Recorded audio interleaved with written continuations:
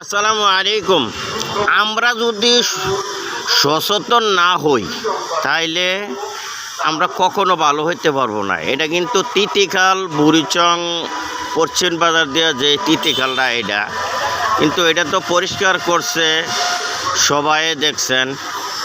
তো আমরা যদি সচেতন না হই সরকারের বাবাও পারতো না। কারণ দেখেন সরকার আমাদের বর্তমান সরকারে একটা টিস্যু ব্যবহার করে, টিস্যুটা কিন্তু পকেটে নিয়ে হ্যাঁ কিন্তু রাইখা দেয়, কিন্তু রাস্তায় ফালায় না। তো আমরা যদি সচেতন না হই তাহলে এই পরিস্থিতি হবে। দেখেন কি পরিস্থিতি এই সাইডটা, তারপরে এই সাইডটা দেখছেন ওই যে পুরোটা। তো ময়লা যদি সবাই আমরা ফালাই, তো ফালাইলে তো এই পরিস্থিতি হবে।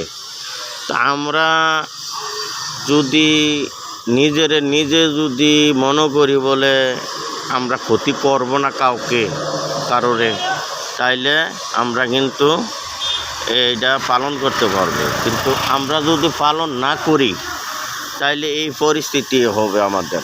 ঠিক আছে, এই যে ব্রিজটা দেখছেন, দেখেন এই যে তিতিখাল বুড়িচংয়ের।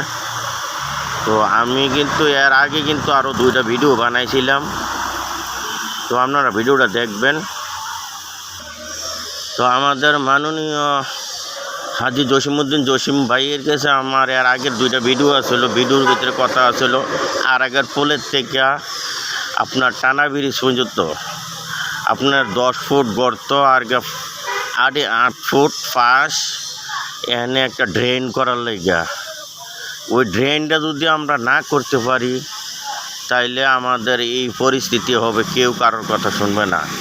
আর বুড়িচং পৌরসভা এটা অবশ্যই কিন্তু ড্রাম দেওয়ার দরকার। বিভিন্ন ক্ষেত্রে বিভিন্ন জায়গায় কিন্তু আমরা সরকারের যে টাকাগুলো আমরা নিতে এসি, বাড়ির খাজনা এইটা সেইটা বিভিন্ন ইত্যাদি, কিন্তু আমরা ড্রামটার দরকার জরুরি।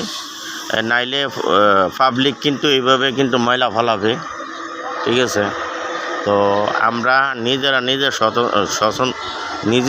যদি আমরা নিজেরা যদি ভালো না হই তাহলে কেউ কখনো কারোর কেউ ভালো করতে পারবে না। ঠিক আছে, তো সকলের জায়গা থেকে ভালো থাকবেন, আমার জন্য দোয়া করবেন। ওকে, আসসালামু আলাইকুম ওয়া রাহমাতুল্লাহি ওয়া বারাকাতুহু।